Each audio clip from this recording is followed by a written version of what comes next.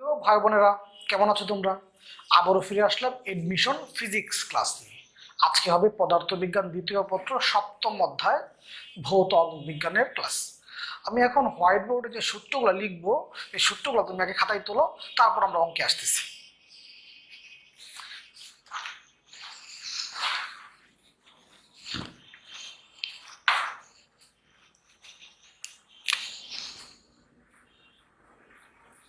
লেখো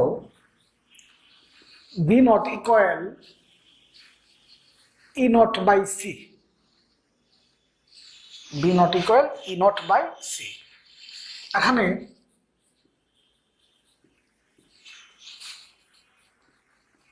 B naught হলো চৌম্বক ক্ষেত্রের বিস্তার,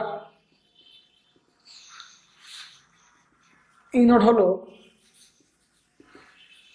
তড়িৎ ক্ষেত্রের বিস্তার।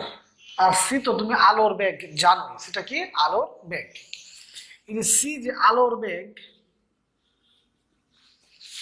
সমান হলো 1/√μ0 এপসাইলন নট। এই সিটা কি আলোর বেগ। এই মান তো তোমাদের মুখস্থ। এই মিউনটটা হলো শূন্য মাধ্যমে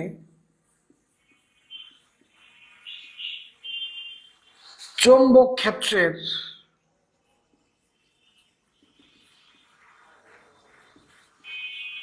ভেদ্যতা। শূন্য মাধ্যমে চৌম্বক ক্ষেত্রের ভেদ্যতা, এর মান তোমাদের মুখস্থ। 4π10⁻⁷ টেসলা মিটার পার এম্পিয়ার। শূন্য মাধ্যমে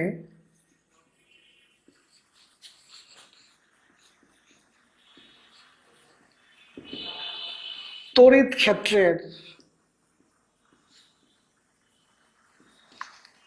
ভেদ্যতা। শূন্য মাধ্যমে তড়িৎ ক্ষেত্রের ভেদ্যতা, এই মানটাও তোমাদের মুখস্থ। 8.854 10⁻12 coulomb square per newton per metre square. তাহলে আরেকটা হলো, এই সূত্রটা তুমি ফার্স্ট পেপারে লেখছো, তরঙ্গ চ্যাপ্টারে আবার একটু লেখো। তোমার দশা পার্থক্য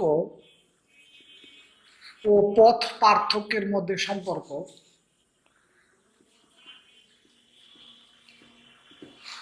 দশা পার্থক্য ও পথ পার্থক্যের মধ্যে সম্পর্ক 2π/λ×x।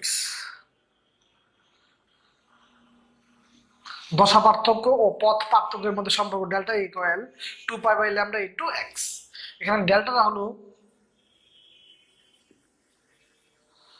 দশা পার্থক্য, এক্স হলো পথ পার্থক্য। দশা পার্থক্যের একক হলো রেডিয়ান, এর একক রেডিয়ান। আর পথ পার্থক্যের একক মিটার বা সেন্টিমিটার, যাই বলো। দশা পার্থক্যের মান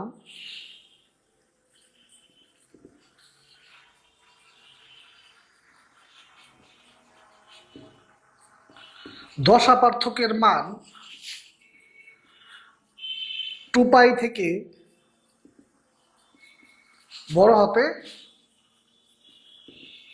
পারে না, কারণ একটা যদি পূর্ণ ঘূর্ণন দেয়, তো পূর্ণ ঘূর্ণন মানে কি 2π, এর থেকে বেশি হতে পারে না। দশা পার্থক্যের মান 2π থেকে কি বড় হতে পারে না। আচ্ছা, এখন আমরা লিখবো আলোক বর্ষ।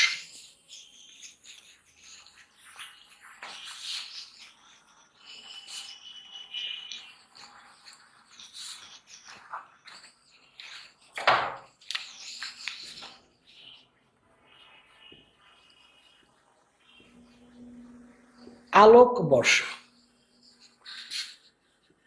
1 বছরে আলোক রশ্মি যে দূরত্ব অতিক্রম করে, এক বছর আলোক রশ্মি যে দূরত্ব অতিক্রম করে তাকে এক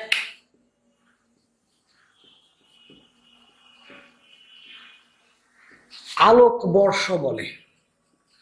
এক বছর আলোক রশ্মি যে দূরত্ব অতিক্রম করে তাকে এক আলোক বর্ষ বলে। এখন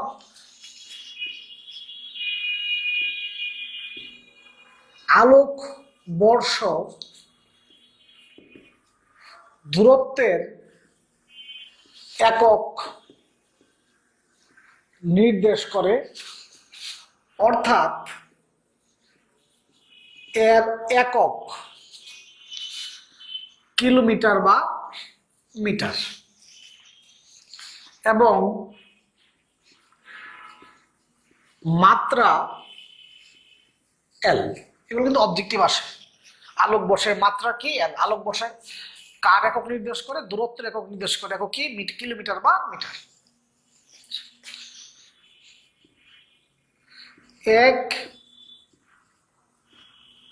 আলোক বর্ষ সমান 9.46 × 10⁻15 বা 9.46 × 10⁻12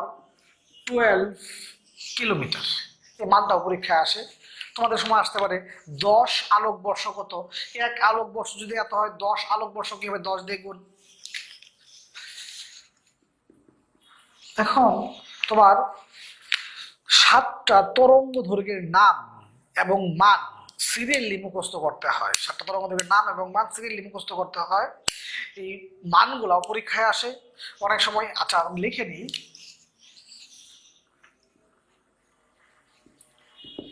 বেতার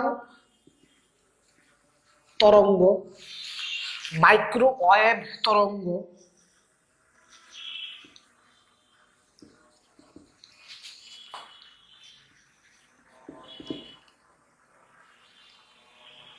তরঙ্গ, অবলোহিত,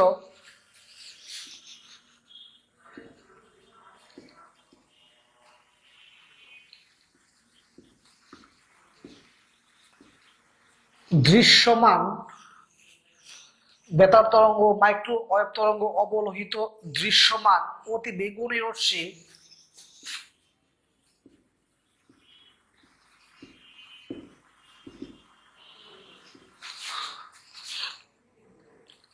এক্স রে, গামা রশ্মি। বড় থেকে ছোট, পরীক্ষায় অবজেক্টিভ আছে 7টা তরঙ্গ দৈর্ঘ্যের নাম বড় থেকে ছোট, নিচের কোণে সঠিক সাজানো। এই 7টা তরঙ্গ দৈর্ঘ্যের নাম মুখস্থ রাখতে হয়, মানগুলো মুখস্থ রাখতে হয়। যেমন তোমার এই বেতার তরঙ্গের মান হলো, এই বেতার তরঙ্গের মান হলো তোমার 10⁻⁴ থেকে 5 × 10⁻⁴ মিটার। মাইক্রোওয়েভ তরঙ্গের মান হলো 10⁻1 থেকে 10⁻3 মিটার। অবলোহিত এর মান হলো 10⁻3 থেকে 4 × 10⁻7 মিটার। দৃশ্যমানের মান হলো 4 × 10⁻7 থেকে 7 × 10⁻7 দৃশ্যমানের মান। তারপর অতি বেগুনি রশ্মির মান হলো 5 × 10⁻7 থেকে 5 × 10⁻9। তারপর এক্স রে রশ্মির মান হলো 5 × 10⁻8 থেকে 5 × 10⁻15। এই মানগুলো সিরিয়ালি মনে রাখতে হয়। এরপরে গামা রশ্মির মান হলো 5 × 10⁻11 থেকে 5 × 10⁻11 থেকে 5 × 10⁻15। এই 7টা তরঙ্গ দৈর্ঘ্যের নাম এবং মান অবশ্যই মুখস্থ রাখতে হবে। তোমার এই অধ্যায়ের অঙ্কের থেকেও এই নামগুলা এবং মানগুলা বেশি ইম্পর্টেন্ট। ভর্তি পরীক্ষায় এই অধ্যায়ের অঙ্কের থেকেও এই 7টা তরঙ্গ দৈর্ঘ্যের সিরিয়ালি নাম মুখস্থ রাখবা এবং মানগুলো মুখস্থ রাখবা, খুব ইম্পর্টেন্ট। এখন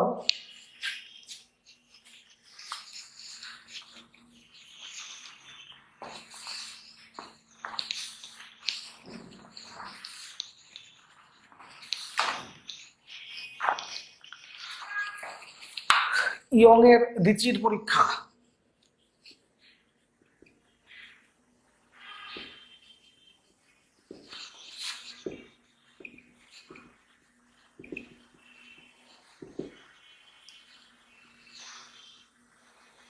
ইয়ং এর দ্বিতীয় পরীক্ষা,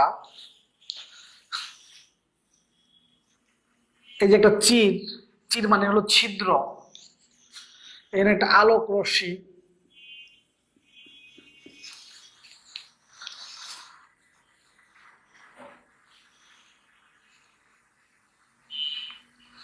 এই যে একটা চির S1, এই যে একটা চির S2, এই দুটো চিরের যে দূরত্ব, এই দুটো চিরের দূরত্বকে আমি S দ্বারা প্রকাশ করলাম। দুটো চিরের দূরত্ব কি দ্বারা প্রকাশ করলাম? S। এখানে একটা পর্দা,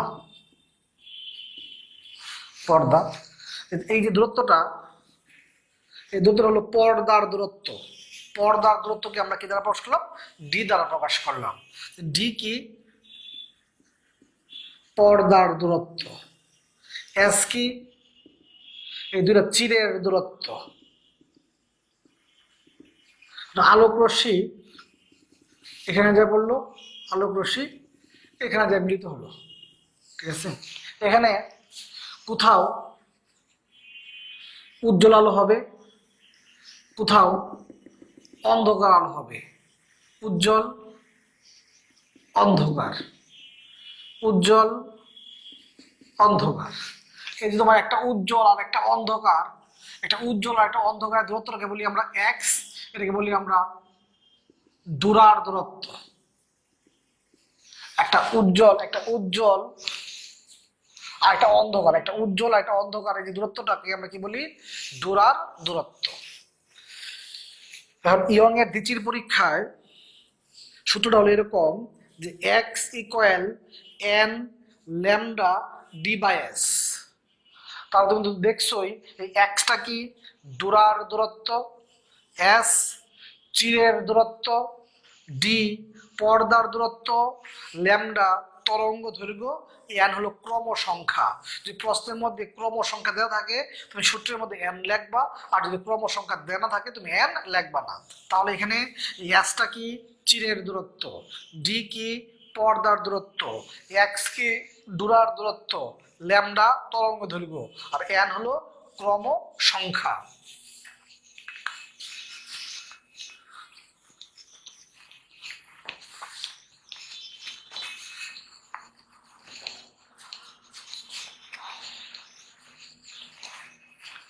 এখন একক চিরের জন্য অপবর্তন নির্ণয়।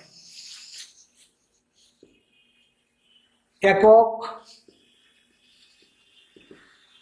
চিরের জন্য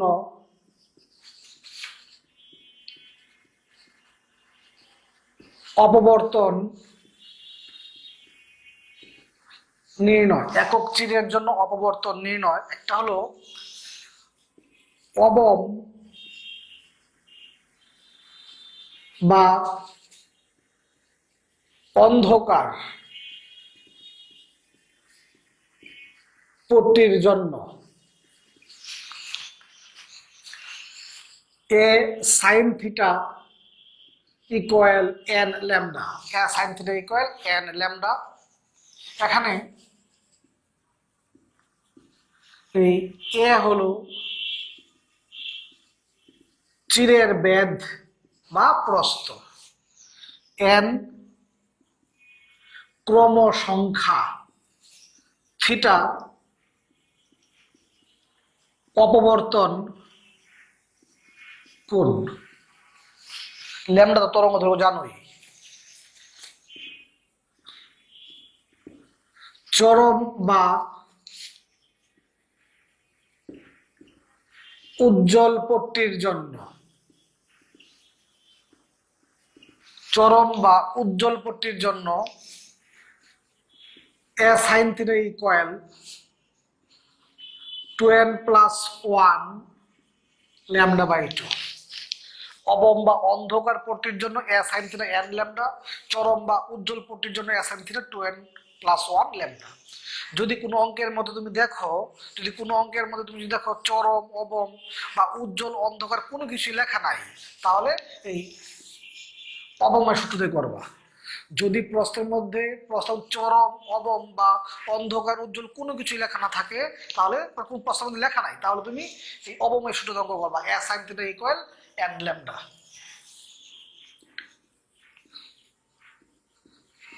অপবর্তন গ্রেটিং এর ক্ষেত্রে, অপবর্তন গ্রেটিং এর ক্ষেত্রে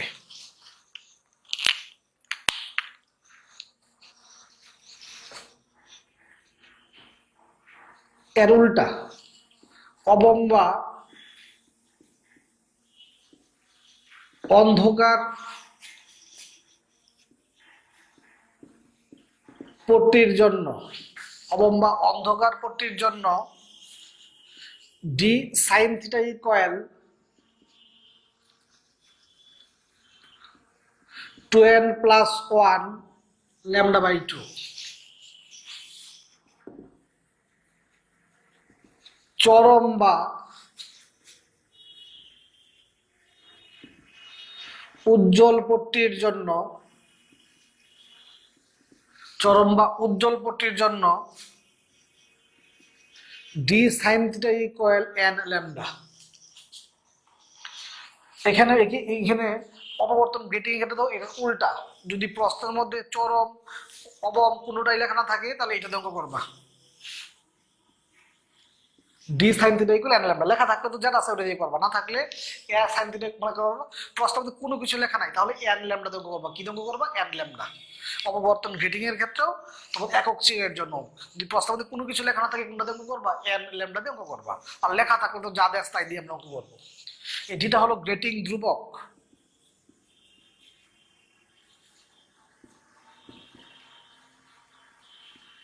গ্রেটিং ধ্রুবক, আর এই গ্রেটিং ধ্রুবক সমান হলো 1/n। 1/n, এই nটা হলো প্রতি মিটারে রেখার সংখ্যা। nটা হলো প্রতি মিটারে রেখার সংখ্যা, প্রতি মিটারে রেখার সংখ্যা। যদি একটা এক্সাম্পল দিই, এরকম বললাম যে 1 সেন্টিমিটারে রেখার সংখ্যা 500টি। 1 সেন্টিমিটার রেখার সংখ্যা 500টি। তাহলে এই n এর মান কত? কারণ nটা তো প্রতি মিটারে রেখার সংখ্যা। তাহলে বাচ্চারা, প্রতি মিটার মানে কি? 1 মিটার। 1 মিটার সমান কত? 100 সেন্টিমিটার। তাহলে 1 সেন্টিমিটারের রেখার সংখ্যা যদি 500টি হয়, তাহলে 100 সেন্টিমিটারে কি হবে? এতটি। তাহলে এখানে n এর মানটা কত হবে? এতটি।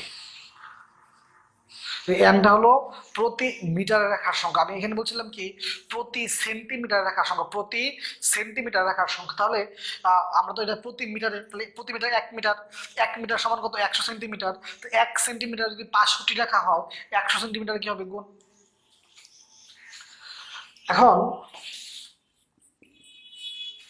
আমরা লিখবো ব্রুস্টারের সূত্র। বাচ্চারা, ব্রুস্টারের সূত্রটা হলো সমবর্তন কোণের ট্যানজেন্টের মান, প্রতিসারক মাধ্যমের, কি বললাম? সমবর্তন কোণের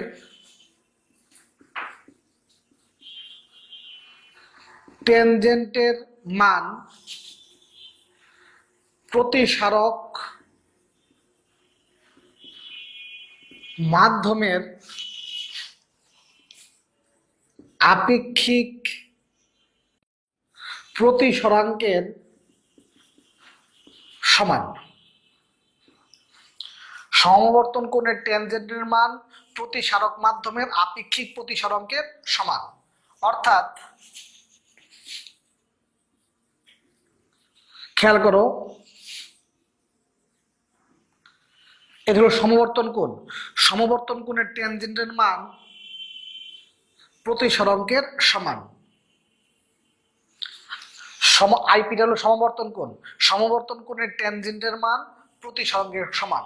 সমবর্তন কোণের ট্যানজেন্টের মান প্রতিসরণের সমান। তুমি নোট দিয়ে আরেকটা লেখো, সমবর্তন কোণ, সমবর্তন কোণ ও প্রতিসারক কোণের সমষ্টি, সমবর্তন কোণ ও প্রতিসারক কোণের সমষ্টি এক সমকোণ হয়। সমবর্তন কোণ ও প্রতিসারক কোণের সমষ্টি এক সমকোণ হয়। অর্থাৎ এই সমবর্তন কোণ আর প্রতিসারক কোণের সমষ্টি কত হয়? এক সমকোণ। এখানে আইপিটা কি? সমবর্তন কোণ। আরটা কি?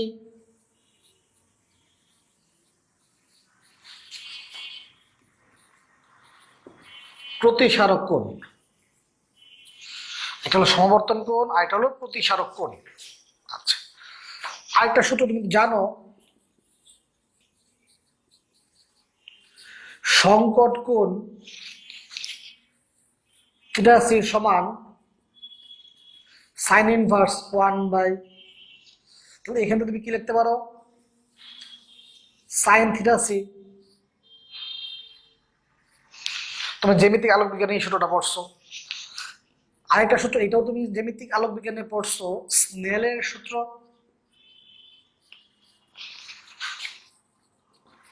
আপতন কোণের সাইন আর প্রতিসরণ কোণের সাইনের অনুপাতে একটি ধ্রুবরাশি। আপতন কোণের সাইন আর প্রতিসরণ কোণের সাইনের অনুপাতে একটি ধ্রুবরাশি। তো এটা কি সংকট কোণের সূত্র, আর এটা কি স্নেলের সূত্র। এটা হলো ব্রুস্টারের সূত্র, যে সমবর্তন কোণের ট্যানজেন্টের মান প্রতিসরণের সমান। আর সমবর্তন কোণ আর প্রতিসারক কোণের সমষ্টি কত ডিগ্রি? 90 ডিগ্রি। তাহলে বাচ্চারা, এখন পর্যন্ত যে সূত্রগুলো লিখছি, এই সূত্রগুলো এখন আমরা অঙ্ক করব। তো বাকি কথাগুলো আমরা অঙ্ক করার সময় আলোচনা করব। সবাই আমার শীট বের করো, ভৌত আলোক বিজ্ঞান এর রিটেন পার্ট। ভৌত আলোক বিজ্ঞান এর রিটেন পার্ট বের করো।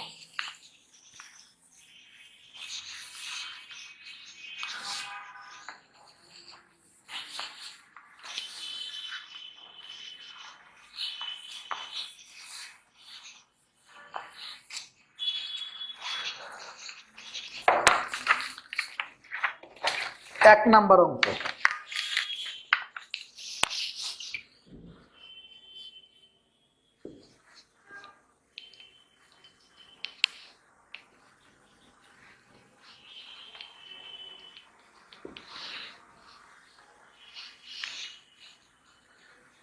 রিটেন পার্ট এর এক নাম্বার অঙ্ক। প্রশ্ন মনোযোগ দিয়ে পড়ো। বলছে যে পরস্পর থেকে এ দূরত্বে অবস্থিত দুটি সমান্তরাল চিরকে এক বর্ণী আলো দ্বারা আলোকিত করে চির থেকে, সবাই শীটের মধ্যে প্রশ্নটা পড়ো, ডি দূরত্বে অবস্থিত পর্দায় ব্যতিচার পাওয়া গেল। ধরা যাক ডোরার প্রস্থ এক্স, যদি এ এবং ডি উভয়কে দ্বিগুণ করা হয় তাহলে ডোরার প্রস্থের মান কত হবে? মনোযোগ দিয়ে খেয়াল করো। তুমি প্রথম চিরের বেদ হলো এ, তুমি সূত্র কি জানো? ডোরার প্রস্থ সূত্র কি জানো? X equal lambda d by s. Lambda d by s. তাহলে পর্দার দূরত্ব ডি এবং চির দেয়া আছে প্রস্থের মধ্যে এ। তুমি সূত্র কি জানো? এক্স সমান এন, ইয়ং এর দ্বিচির পরীক্ষা, তুমি সূত্রটা কি পাইছিলা? এক্স সমান n lambda d by s. X সমান কত? N lambda d by s. যদি প্রশ্নের মধ্যে ক্রম সংখ্যা থাকে এন লিখবো, না তাই লেখার দরকার নাই। তো তুমি অঙ্কটা যে পড়ছো, অঙ্কের মধ্যে প্রশ্নের মধ্যে কি দিয়েছিল? চিরের বেদ এ, এল এক্সো, পর্দা ডি, ল্যামডা তরঙ্গ দৈর্ঘ্য। ফাইন। এখন খেয়াল করো, পরবর্তীতে প্রশ্ন বলছে যে তীরের বেধকে তুমি দ্বিগুণ করো, আগে ছিল এ, এখন তুমি দ্বিগুণ করছো, কত হয়েছে 2a। পর্দার দূরত্বকে তুমি দ্বিগুণ করো, আগে ছিল ডি, এখন কত হবে 2d। কত হবে 2d। তাহলে প্রশ্ন ভালো করে পড়ছো?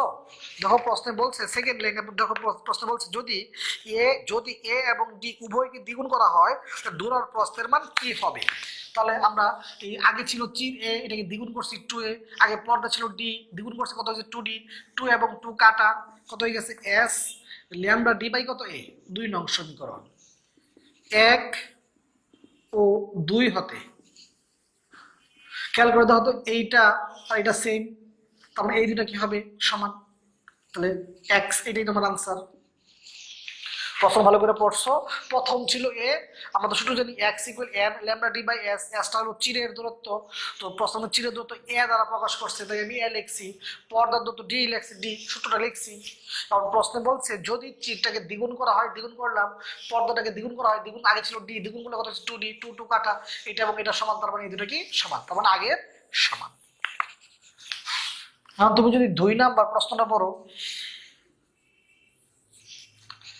2 নাম্বার প্রশ্নটা সবাই পড়ো। দেখো ডোরার দূরত্ব, প্রশ্নের মধ্যে ডোরার দূরত্ব দেয়া আছে 6.25 10 ইনভার্স 5 মিটার। পর্দার দূরত্ব দেয়া আছে 0.8 মিটার। তরঙ্গ দৈর্ঘ্য এর মান 6.25 10 ইনভার্স 7। প্রশ্নে বলছে চিরের দূরত্ব কত। চিরের দূরত্ব কত তুমি কি জানো, এক্স সমান কত ল্যামডা ডি বাই কত এস, তাহলে ল্যামডা ডি বাই কত এক্স, ল্যামডার মান দেয়া আছে 6.25 10 ইনভার্স 7, পর্দা দেয়া আছে 0.8, এক্স দেয়া আছে 6.25 10 ইনভার্স 5। তাহলে বাচ্চারা এই 6.25 কাটা, তাহলে এখানে কত হচ্ছে 0.8 10 ইনভার্স 2 বা 8 10 ইনভার্স 3। তো বাচ্চারা তোমার এই মান নিয়ে কখনো ভয় পাও না, তোমার কাজ হলো প্রশ্ন পড়ে তুমি বুঝছো কিনা যে এটা এই সূত্রতে করতে হবে। 3 নাম্বার প্রশ্নটা পড়ো, 3 নাম্বার প্রশ্ন পড়ো। দেখো চিরের দূরত্ব দেয়া আছে 2 মিলিমিটার,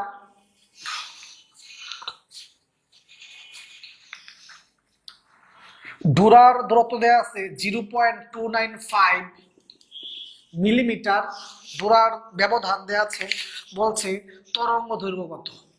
প্রশ্ন আরো একটা মান দেয়া আছে 1.2, এটা কার মান, যেহেতু এস দেয়া আছে, এক্স দেয়া আছে, ল্যামডা দেয়া আছে, ওই মান অবশ্যই কার মান, ডি এর মান। পর্দা দূরত্ব দেয়া আছে 1.2, ঠিক এই সূত্র x equal lambda d by s. বাচ্চারা 4 নম্বর অঙ্কটাও সেম, 4 নম্বর অঙ্কটাও সেম, 3 4 সেম, মানে 1 2 3 4 4টা অঙ্ক কি সেম। আচ্ছা তুমি যদি 5 নাম্বার প্রশ্নটা পড়ো, 5 নাম্বার দেখো যে গ্রেটিং বলছে, গ্রেটিং এমন প্রশ্ন বলছে প্রতি মিলিমিটারে 500টি লাইন আছে, তাহলে এই এনটা কি, এন হলো প্রতি মিটারে রেখার সংখ্যা, তাই না? কিন্তু প্রশ্ন কি দেয়া আছে প্রতি মিলিমিটারে, তাহলে 1000 দিয়ে কি হবে গুণ। কথা কি তুমি বুঝতে পারছো কিনা, যে 1 মিলিমিটারে যদি 500টি হয় তাহলে 1 মিটার কত হবে, 1 মিটার সমান কত 1000 মিলিমিটার। তাহলে 1 মিলিমিটার যদি 500টা হয় তাহলে 1000 মিলিমিটারে কি হবে 500 ইন্টু কত 1000, তবে এনটা কি প্রতি মিটারে রাখার সংখ্যা। প্রশ্নের মধ্যে তরঙ্গ দৈর্ঘ্যের মান দেয়া আছে, প্রশ্নে বলছে যে অপবর্তন কোণের মান দেয়া আছে লম্বভাবে, অপবর্তন কোণের মান দেয়া আছে লম্বভাবে, প্রশ্ন বলছে কয়টি, মানে ক্রম সংখ্যা চাইছে। বলছে কয়টি সর্বোজ্জ্বল মানে উজ্জ্বল, বাচ্চারা প্রশ্ন বলছে গ্রেটিং, প্রশ্ন কি বলছে, প্রশ্ন ভালো করে পড়ছো, প্রশ্ন বলছে গ্রেটিং, গ্রেটিং এ যদি বলে উজ্জ্বল, গ্রেটিং এ যদি বলে উজ্জ্বল বা চরম, গ্রেটিং এ যদি উজ্জ্বল বা চরম বলে তখন সূত্র কি হয়, D sine theta equal n lambda. Grating এর ক্ষেত্রে তোমার অপবর্তন গ্রেটিং এর ক্ষেত্রে যদি তোমার উজ্জ্বল বা চরম বলে সূত্র কি হয়, D sine theta equal n lambda. মানে ডি সমান কত, 1/n। প্রশ্নের মধ্যে এন এর মানটা চাইছে, ক্রম সংখ্যা চাইছে কয়টি, প্রশ্নের মধ্যে ক্রম সংখ্যা চাইছে কয়টি।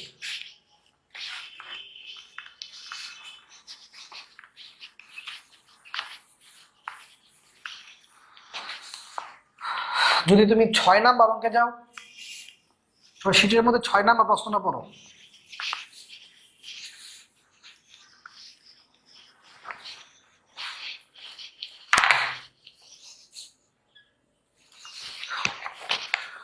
ছয় নাম্বার প্রশ্ন তুমি যদি পড়ো, বলছে দ্বিতীয় ক্রম এন এর মান 2, অপবর্তন কোণ দেয়া আছে 30 ডিগ্রি,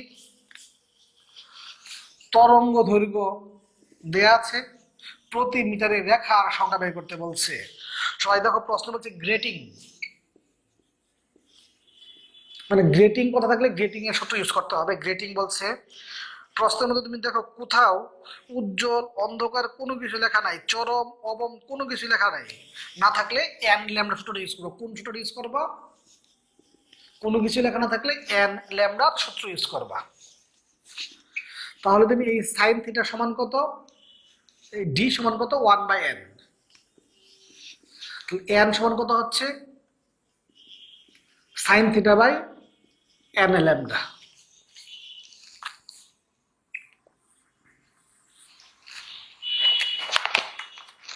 যদি তুমি 7 নাম্বার প্রশ্নটা পড়ো,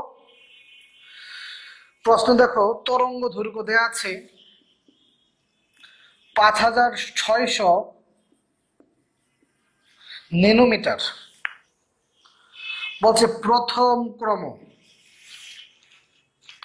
চিরের বেদ দেয়া আছে 0.2 মিলিমিটার, অপবর্তন কোণ নির্ণয় করতে বলছে। তুমি প্রশ্নটা ভালো করে পড়ে দেখো, এখানে কোথাও গ্রেটিং কথা উল্লেখ করা নাই, কোথাও গ্রেটিং কথা উল্লেখ করা নাই, তোমার কিন্তু এটা গ্রেটিং এর সূত্র না।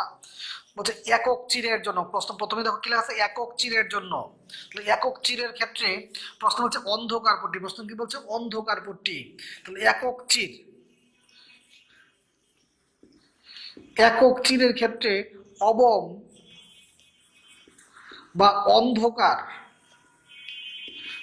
বা অন্ধকার বলে সূত্র কি হয়, a sine theta equal n lambda, a sine theta equal n lambda. প্রত্যেকটা মান দেয়া আছে।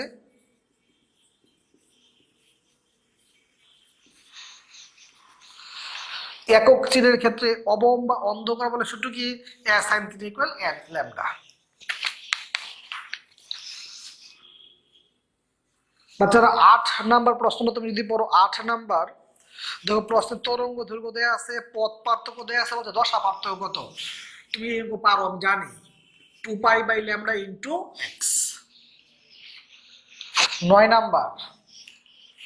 নাম্বার অঙ্ক তুমি দেখো যে পথ পার্থক্য দেয়া আছে, দশা পার্থক্য চাইছে, সূত্র কি 2π/λ ইন্টু x।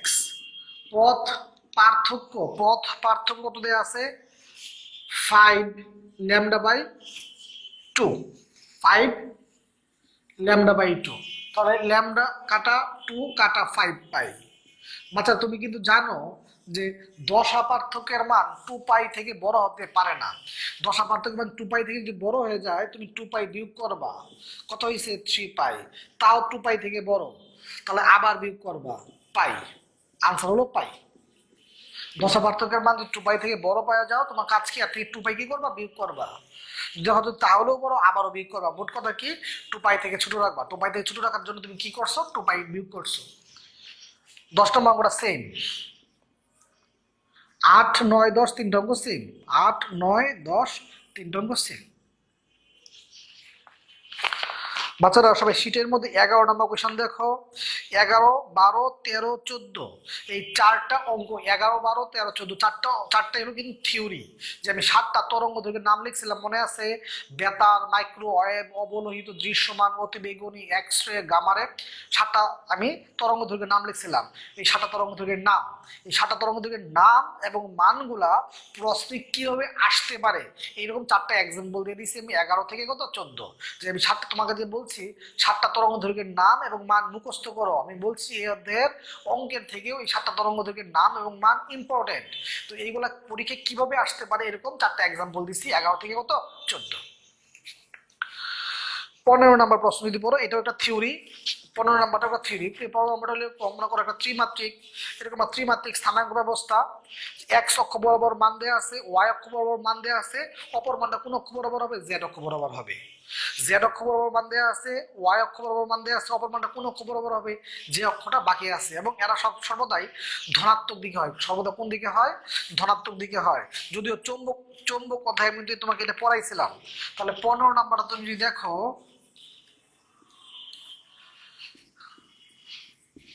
যে এখানে দেখো তুমি 15 নম্বর বলছে যে তড়িৎ ভেক্টর এক্স অক্ষ বরাবর, তখন এক্স অক্ষ বরাবর দেয়া আছে তড়িৎ ভেক্টর। বলছে চুম্বকীয় ভেক্টর ওয়াই অক্ষ বরাবর, ওয়াই অক্ষ বরাবর দেয়া আছে, এক্স অক্ষ দেয়া আছে, ওয়াই অক্ষ দেয়া আছে। তাহলে অপরটা কোন অক্ষ বরাবর হবে? অপর যে মানটা কোন অক্ষ বরাবর হবে? অবশ্যই জেড অক্ষ বরাবর। এবং এটা কোন দিকে হয়? জেড অক্ষ বরাবর একক ভেক্টর কি কে কে, কিন্তু ধনাত্মক দিকে হয়। অপশনে কিন্তু এখানে মাইনাসও থাকে আবার প্লাসও থাকে, প্লাসটা লাগাবা। তাহলে 3টা অক্ষরের মধ্যে যে অক্ষরটা বাকি থাকবে ওই অক্ষ বরাবরই। এখানে এক্স অক্ষ দেওয়া আছে, ওয়াই অক্ষ দেওয়া আছে, তো অপর মানটা কোন অক্ষ বরাবর হবে? যে অক্ষরটা বাকি আছে জেড অক্ষ বরাবর। তো তোমার 1 থেকে 15 পর্যন্ত শেষ। তুমি যদি 16 নাম্বার প্রশ্নটা পড়ো, দেখো তুমি 16 নাম্বার প্রশ্নটা পারো। 16 নাম্বার প্রশ্নটা পড়ে দেখো তুমি 16 নাম্বারটা কিন্তু পারো। এক আলোক বর্ষ কত? তুমি যদি 17 নাম্বার কোশ্চেনটা পড়ো তাহলে 17 নাম্বারটা তুমি কিন্তু পারো। বলছে 10 আলোক বর্ষ কত? এক আলোক বর্ষের মান তোমার মুখস্থ।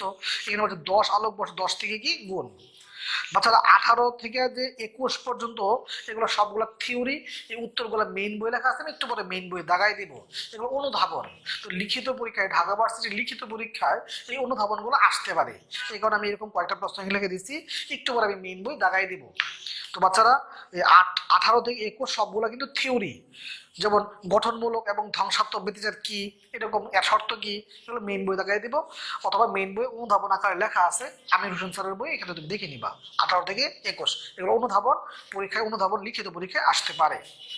এখন তুমি যদি 22 নম্বর অঙ্কে যাও, 22 নম্বর অঙ্কে দেখো প্রতি সারাঙ্ক প্রশ্ন বড়। প্রতি সারাঙ্ক দেওয়া আছে 1.53। বলছে প্রতি সারক কোণ কত? তুমি জানো যে টেন সমবর্তন কোণের ট্যানজেন্টের মান কার সমান? প্রতি সারকের সমান। এই প্রতি সারকের মান দেওয়া আছে 1.53। তুমি এটাও জানো যে সমবর্তন কোণ আর প্রতি সারক কোণের সমষ্টি কত? 90 ডিগ্রি।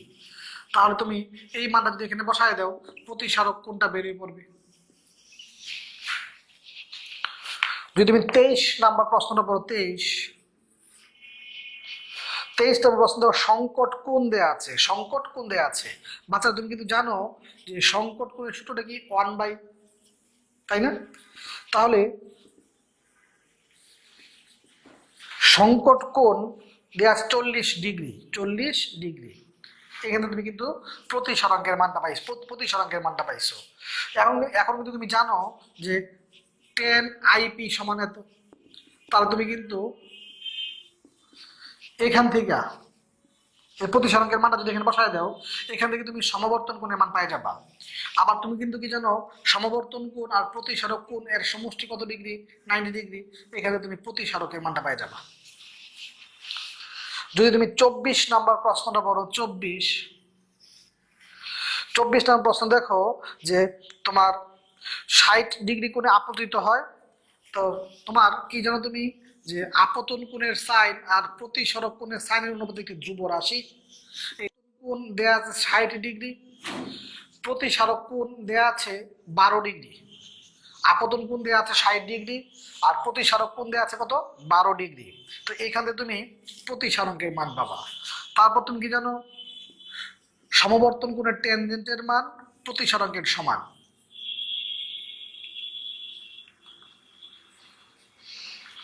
প্রতিসারকের মানটা যদি এখানে বসায় দাও তাহলে কিন্তু হচ্ছে। তাহলে বাচ্চারা তোমার খুব সহজ একটা চ্যাপ্টার,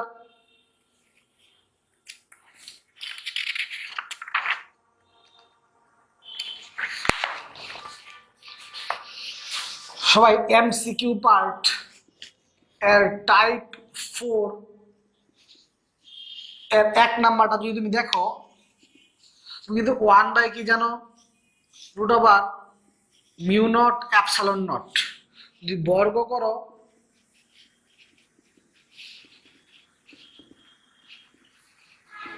তার মানে কি হচ্ছে,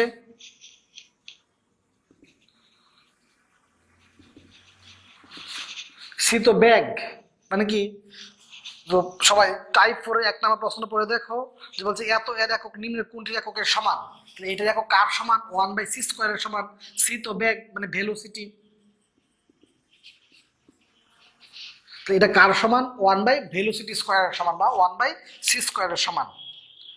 তো বাচ্চারা তোমার টাইপ 1 2 3 4 এগুলো বাড়ির কাজ, টাইপ 1 2 3 4 এগুলো তোমাদের বাড়ির কাজ।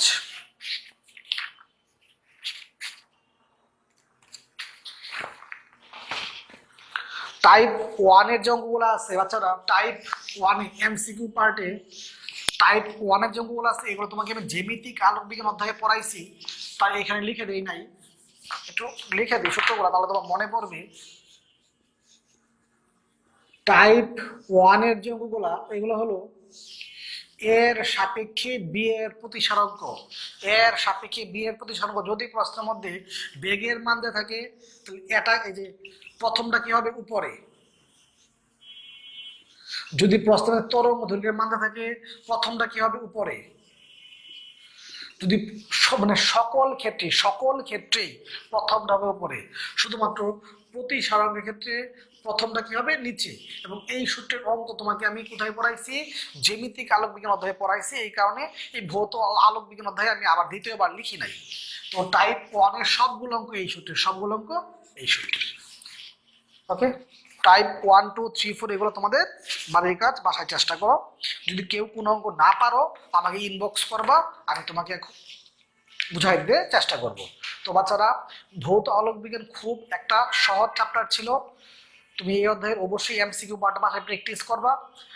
তোমার টাইপ 4 এ ব্যাচ কিছু তোমার এই অঙ্ক ছাড়া কিছু থিওরি আসে, এগুলো ব্যাচ টাইপ 4 এ, এগুলো মুখস্থ বিদ্যা মুখস্থ করতে হবে। তো তোমরা ভৌত আলোক বিজ্ঞানের ম্যাথ পার্টটুকু আমি সুন্দর করে বুঝিয়ে দিতে চেষ্টা করছি, বাসায় তুমি এখন নিজে নিজে প্র্যাকটিস করো, তাহলে অধ্যায়টা গোছানো হয়ে যাবে। এখন আমি মেইন বইটা দাগাই দিব, সবাই মেইন বইটা বের করো। বাচ্চারা ভৌত আলোক বিজ্ঞান টেক্সট বুক বের করো, আমির হোসেন স্যারের বই। এই অধ্যায়টা মেডিকেল পরীক্ষার জন্য খুব ইম্পর্টেন্ট একটা চ্যাপ্টার, শুনতে পাইছো, মেডিকেল পরীক্ষার জন্য এটা খুব ইম্পর্টেন্ট একটা চ্যাপ্টার। তোমরা সুন্দর করে একটু দাগাও। দেখো, শক্তির স্থানান্তর প্রক্রিয়া সম্পর্কে সপ্তদশ শতাব্দীতে দুটি মতবাদ উপস্থাপন করা হয়, একটা কি নিউটনের কণিকা তত্ত্ব, দ্বিতীয়টি হাইগেন্সের তরঙ্গ তত্ত্ব। তাহলে সপ্তদশ শতাব্দীতে কি উপস্থাপন করা হয়, নিউটনের কণিকা তত্ত্ব, দ্বিতীয়টি কি হাইগেন্সের তরঙ্গ তত্ত্ব। দেখাও। এরপরে পরবর্তীকালে ম্যাক্সওয়েল 1860 খ্রিস্টাব্দে তড়িৎ চুম্বকীয় তত্ত্বের প্রবর্তন করেন। ম্যাক্সওয়েল কি প্রবর্তন করেন, তড়িৎ চুম্বকীয় তত্ত্বের, দাগায় রাখো, খুব ইম্পর্টেন্ট কিন্তু।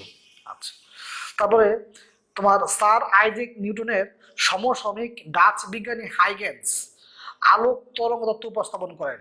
হাইগেন্স প্রথম আলোর তরঙ্গ তত্ত্ব উপস্থাপন করেন, আলোর তরঙ্গ তত্ত্ব। পরে ইয়ং, ফ্রেনেল আরো অনেক বিজ্ঞানী এই তত্ত্বকে সুপ্রতিষ্ঠ করেন। আলোর তরঙ্গ তত্ত্ব প্রথম কে দিচ্ছেন হাইগেন্স, এরপরে কে দিচ্ছেন ইয়ং, ইয়ং হলো দ্বিতীয়, এরপরে কে দিচ্ছেন ফ্রেনেল, ফ্রেনেল হলো তৃতীয়। হাইগেন্স প্রথম, ইয়ং দ্বিতীয়, ফ্রেনেল তৃতীয়। তারপর তোমার সমবর্তন ঘটে। সমবর্তন ফটোতড়িৎকে ব্যাখ্যা করা যায় না। সমবর্তন যে এই তথ্যের সাহায্যে প্রতিফলন, প্রতিসরণ, ভিত্তিচার, অপবর্তন ব্যাখ্যা করা যায়, কিন্তু সমবর্তন ব্যাখ্যা করা যায় না। আলো তরঙ্গ তত্ত্বের সাহায্যে কি সমবর্তন ব্যাখ্যা করা যায় না। পরবর্তীকালে মাইকেলস মোরলির পরীক্ষা প্রতিষ্ঠিত হয় যে প্রকৃতিতে ইথার নামের কোনো বস্তুর অস্তিত্ব নেই। কার পরীক্ষায়? মোরলির পরীক্ষায়। মাইকেলসন মোরলির পরীক্ষায় ইথার নামক কোনো বস্তু অস্তিত্ব নেই প্রতিষ্ঠিত হয়েছে। দেখাও, সুন্দর করে দেখাও। তারপরে তড়িৎ চুম্বকীয় তথ্য। তড়িৎ চুম্বকীয় তথ্য এখানে 1845 খ্রিস্টাব্দে ফ্যারাডে আবিষ্কার করেন যে একটি প্রবল চৌম্বক ক্ষেত্রের প্রভাবে সমবর্তন তল ঘুরে যায়। একটি চৌম্বক ক্ষেত্রের প্রভাবে কে ঘুরে যায়? সমবর্তন তল ঘুরে যায়। এক ঘটনাকে ফ্যারাডে ক্রিয়া নামে পরিচিত। ফ্যারাডে চৌম্বক ক্ষেত্র দ্বারা তড়িৎ ক্ষেত্র উৎপন্ন হয়। ফ্যারাডের সূত্র অনুসারে চৌম্বক ক্ষেত্র দ্বারা তড়িৎ ক্ষেত্র উৎপন্ন হয়। তারপরে ম্যাক্সওয়েল এত খ্রিস্টাব্দে পরাবিদ্যুৎ মাধ্যমে সরণ প্রভাবে তড়িৎ ক্ষেত্র দ্বারা চৌম্বক ক্ষেত্র উৎপন্ন করেন। তার মানে এই যে আমি লিখে দিচ্ছি, ফ্যারাডে কি করছেন? চৌম্বক ক্ষেত্র থেকে তড়িৎ ক্ষেত্র। আর ম্যাক্সওয়েল কি করছেন? তড়িৎ ক্ষেত্র থেকে চৌম্বক ক্ষেত্র। তাহলে ফ্যারাডে কি? চৌম্বক ক্ষেত্র থেকে ফ্যারাডে চৌম্বক, ম্যাগনেট, এমডি কি বোঝাইছি? ম্যাগনেট। ফ্যারাডে কি? তোমার চৌম্বক ক্ষেত্র থেকে তড়িৎ ক্ষেত্র। আর ম্যাক্সওয়েল কি? তড়িৎ ক্ষেত্র থেকে চৌম্বক ক্ষেত্র। ফ্যারাডে চৌম্বক ক্ষেত্র থেকে তড়িৎ ক্ষেত্র, আর ম্যাক্সওয়েল তড়িৎ ক্ষেত্র থেকে চৌম্বক ক্ষেত্র উৎপন্ন করছে। এই গাণিতিক ইকুয়েশনটা তোমার খাতায় লিখে দিছি, এই মানগুলো তোমার খাতায় লিখে দিছি, তোমার খাতাতে লেখা আছে। হাইনোরিক হার্টজ ছোট আকারের স্পন্দন বৈদ্যুতিক কুণ্ডলী হতে আলোক তরঙ্গের গুণ বলি সম্পন্ন ক্ষুদ্র তরঙ্গ সৃষ্টি করতে সক্ষম হন। এই লাইনটা দাগায় রাখো যে হাইনোরিক হার্টজ এই দুটো লাইন দাগায় রাখো। তারপর পয়েন্টিং ভেক্টরের সংজ্ঞাটা একটু পড়ে রাখতে পারো। পয়েন্টিং ভেক্টরকে আমরা এস দ্বারা প্রকাশ করি। ইকুয়েশন দেখি ই ক্রস এইচ, আর যদি মাইনাস দাও তাহলে এইচ ক্রস ই। এর একক, এটা ভেক্টর রাশি, এককটা মেডিকেল পরীক্ষার জন্য ইম্পর্টেন্ট। পয়েন্টিং ভেক্টরের একক কি? Watt per metre square. তারপর তোমার ম্যাক্স প্লাঙ্ক কোয়ান্টাম তত্ত্ব উপস্থাপন করেন। তারপর তোমার আলোক প্রকৃতি সম্বন্ধে যে তথ্য উদ্ভাবিত হয়েছে, নিউটনের কণিকা তত্ত্ব, হাইগেন্সের তরঙ্গ তত্ত্ব, ম্যাক্সওয়েলের তড়িৎ চুম্বকীয় তত্ত্ব, আইনস্টাইনের কোয়ান্টাম তত্ত্ব। তারপর তড়িৎ চুম্বকীয় তরঙ্গের বৈশিষ্ট্য ভেরি ভেরি ইম্পর্টেন্ট। তড়িৎ চুম্বকীয় তরঙ্গের বৈশিষ্ট্য ভেরি ভেরি ইম্পর্টেন্ট। এখানে ছয়টা আছে, এই ছয়টাই খুব ইম্পর্টেন্ট। তড়িৎ চুম্বকীয় তরঙ্গের বৈশিষ্ট্য মেডিকেল ভর্তি পরীক্ষা বলো বা ভার্সিটি ভর্তি পরীক্ষা বলো, খুব ইম্পর্টেন্ট 7টা। আলোকবর্ষটা তোমার খাতাতে আমি লিখে দিছি, লাস্ট লাইন লিখতে পারো। দূরত্ব পরিমাপের একক খুবই বড়। নবমণ্ডলের পরিমাপে এই একক ব্যবহৃত হয়। নবমণ্ডলের পরিমাপে, আর বাকিটুকু তোমার খাতাতে লেখা আছে, তার একটু তুমি রিডিং করতে পারো। তোমার তড়িৎ চুম্বকীয় স্পেকট্রাম বা বর্ণালী, এখানে তুমি এই লাইনটা দেখা রাখতে পারো। এই মানগুলো এত হার্জ মানগুলো, এই 7টা তরঙ্গ তড়িৎ চুম্বকীয় বর্ণালীর বৈশিষ্ট্য সূচক ছক, এই 7টা তরঙ্গ দৈর্ঘ্যের নাম এবং মান ভার্সিটি ভর্তি পরীক্ষার জন্য খাতা লিখে দিছি। আর মেডিকেল ভর্তি পরীক্ষার জন্য নিঃসরণকারী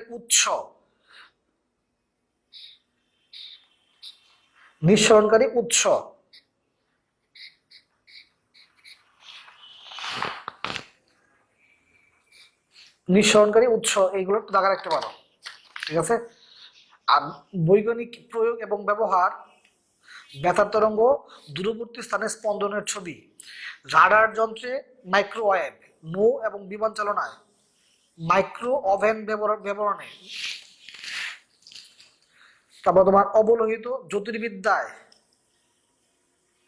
নাইট গগলস এর জন্য অবলোহিত, দৃশ্যমান ফটোগ্রাফিক ফিল্ম, অতিবেগুনি ইলেকট্রিক ক্রিয়া সংঘটনে, ভিটামিন ডি তৈরি করার কাজে, এক্স রে চিকিৎসা ক্ষেত্রে, নিরাপত্তার কাজে, গামারে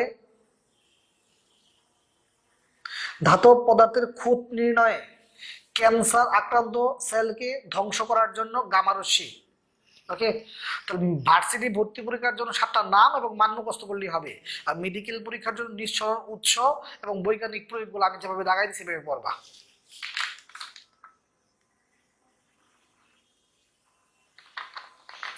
এখানে আমি একটু লিখে দিছি যে অবলোহিত রশ্মি, অবলোহিত রশ্মিকে তোমার খাতার মধ্যে লিখে ফেলতে পারো। থার্মোপাইন বা ফটো ট্রানজিস্টর দ্বারা উদ্ঘাটন করা যায়।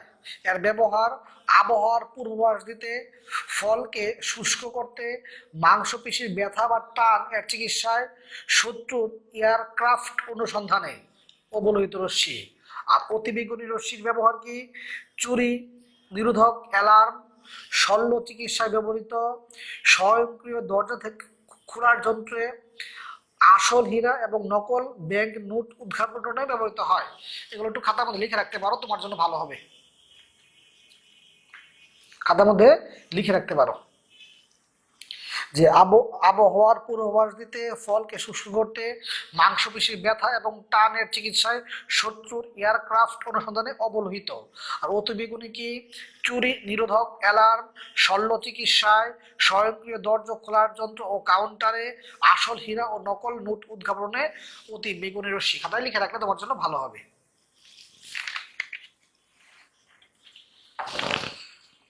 তরঙ্গ মুখের সংজ্ঞাটা একটু পড়ে রাখতে পারো।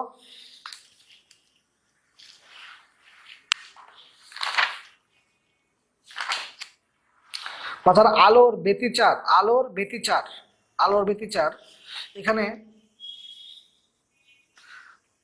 তরঙ্গের উপরিবর্তনের মধ্যে দুটো লাইন দেখা রাখতে পারো। এই ব্যতিচার ভেরি ভেরি ইম্পর্টেন্ট, বাচ্চারা দেখো তো, মোটামুটি সবটুকু অংশই দাগানো, ব্যতিচারের সবটুকু অংশ দাগানো, এই সবটাই পড়বা। এরা কি দাগাবো? সবটাই মোটামুটি দাগানো, তোমরা নিজেরা সবটাই পড়বা। আর এই গঠনমূলক ও ধ্বংসাত্মক ব্যতিচারের শর্ত কি?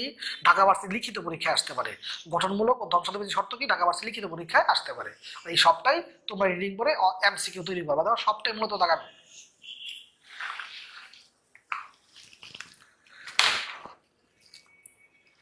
চির বা স্লিট ক্ষুদ্র প্রস্থ বিশিষ্ট আয়তাকার ও সরু ছিদ্রকে, ক্ষুদ্র প্রস্থ বিশিষ্ট আয়তাকার ও সরু ছিদ্রকে চির বলে।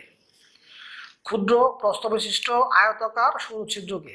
ব্যতিচারের শর্তগুলো ইম্পর্টেন্ট।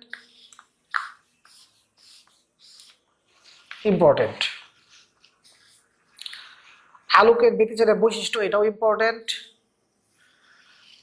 পট্টিগুলোর বেধ সমান হয়, অন্তর্বর্তী দূরত্ব সমান থাকে,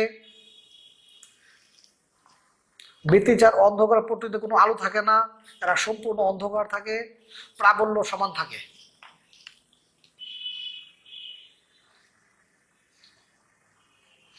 ইয়ংয়ের দ্বিচির পরীক্ষায় সাদা আলোক উৎস ব্যবহার করা হয়। ইয়ংয়ের দ্বিচির পরীক্ষায় সাদা আলোক উৎস ব্যবহার করা হয়। এই গাণিতিক ইকুয়েশনগুলো তোমার খাতা দিয়ে আমি লিখে দিছি। গাণিতিক ইকুয়েশন তোমার খাতা দিয়ে লেখা আছে। তাহলে বাচ্চারা খেয়াল করো যে এখানে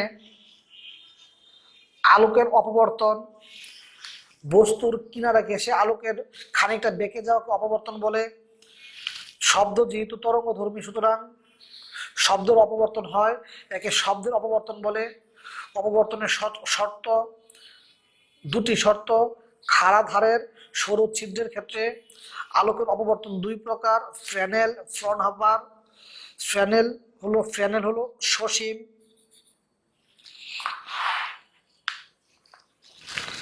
খাড়া ধারে সরু তারে অল্প পরিসর ছিদ্রে এই ধরনের অপবর্তন ঘটে। ফ্রেনেল শ্রেণীর অপবর্তন কখন ঘটে?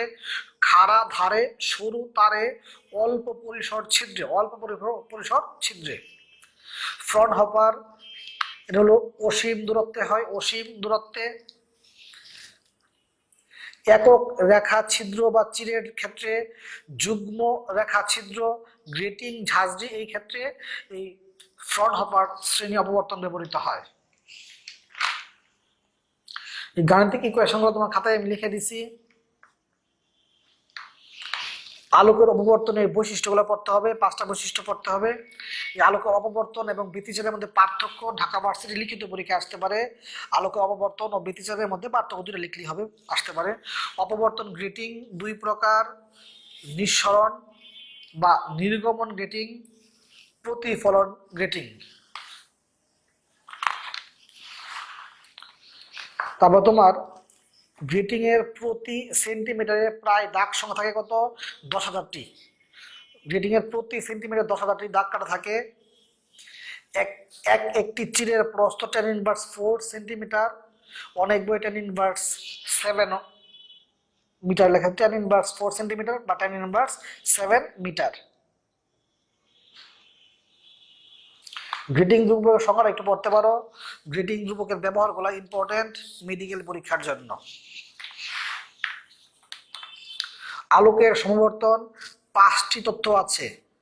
আলোকের প্রকৃতি নির্ণয়ের জন্য কয়টি তথ্য আছে? 5টি তথ্য আছে। এদের মধ্যে আলোকের তরঙ্গ তথ্য অন্যতম। বিজ্ঞানী হাইগেন্স এই তথ্য দিচ্ছেন। এখানে দেখো আলোকের সমবর্তন, সবাই টেক্সট বুকে বের করো। টুরমালিন ক্যালাসের পরীক্ষায় এটি 6 বাহু বিশিষ্ট সবুজ। টুরমালিন ক্যালাসটা কি? 6 বাহু বিশিষ্ট। সরলাক্ষ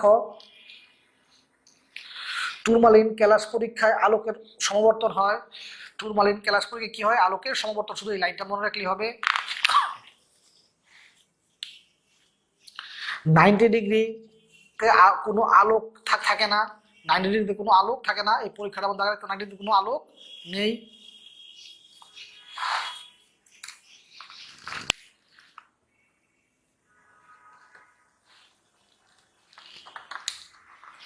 দ্বৈত প্রসারণ দেখো কোয়ার্টজ ও ক্যালসাইট দ্বৈত প্রসারণ ক্যালাস। এটা দ্বৈত প্রসারণ ক্যালাসে এটা কোয়ার্টজ ও ক্যালসাইট কি? দ্বৈত প্রতিসারক ক্যালাস। ব্রুস্টারের সূত্র আমি ক্লাস খাতে তোমাকে আলোচনা করে দিচ্ছি, ব্রুস্টারের সূত্র। তারপরে তোমার এই বহু নির্বাচনী প্রশ্নের উত্তরের জন্য প্রয়োজনীয় বিষয়াবলী সবগুলো লাইন পড়তে হবে। আর এমসিকিউ গুলো তো অবশ্যই পড়বা। তাহলে বাচ্চারা ভৌত আলোক বিজ্ঞান চ্যাপ্টারটা মেডিকেল পরীক্ষার জন্য খুব ইম্পর্টেন্ট। ভার্সিটি ভর্তি পরীক্ষার জন্য আমি যে লাইনগুলো দেখাই দিচ্ছি এই লাইনগুলো তুমি একবার পড়তে পারো, কারণ এই অধ্যায়টা অঙ্কের থেকেও থিওরি বেশি ইম্পর্টেন্ট। শুনতে পাইছো কথা? তো বাচ্চারা এই অধ্যায়টা সুন্দর করে পড়ে ফেলো। এই অধ্যায়টা শেষ হয়ে গেল। অধ্যায়টা ইম্পর্টেন্ট একটা চ্যাপ্টার ছিল, কিন্তু সহজ একটা চ্যাপ্টার ছিল। অধ্যায়টা বাসায় সুন্দর করে গুছিয়ে ফেলো। আজ এতটুকুই। ভালো থাকো, সুস্থ থাকো।